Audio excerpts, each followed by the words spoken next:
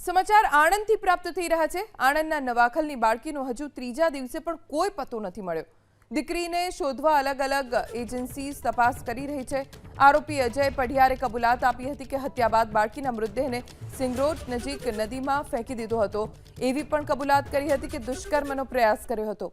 ત્યારબાદ પોલીસે એનડીઆરએફ અને સ્થાનિક તરવૈયાઓની મદદને લઈ નદીમાં શોધખોળ શરૂ કરી। એક ટીમે કોતરો પાસે તપાસ કરી। નદીમાં 24 કલાકથી સર્ચ છતાં હજી મૃતદેહ હાથ નથી લાગ્યો। આ તરફ આંકલાવ પોલીસે નદીકાંઠા વિસ્તારના પોલીસ સ્ટેશન્સને પણ જાણ કરી। હાલ તો નદીમાં પાણીના ધસમસતા પ્રવાહના કારણે દરેક તપાસ એજન્સી માટે પડકારરૂપ બન્યો છે। આ તરફ રાઉન્ડ અપ કરાયેલો અજય પઢિયાર વારંવાર પોતાના નિવેદન બદલી રહ્યો છે। બલીની આશંકાની દિશામાં પણ પોલીસ તપાસ કરી રહી છે। તો સ્થાનિકોના દાવા મુજબ બાળકીની હત્યાને અંજામ આપતી વખતે આરોપી નશામાં ધૂત હતો। આ તરફ બાળકીના પરિવાર હજુ પણ ન્યાયની આશાએ પોલીસ સ્ટેશન બહાર બેઠા છે।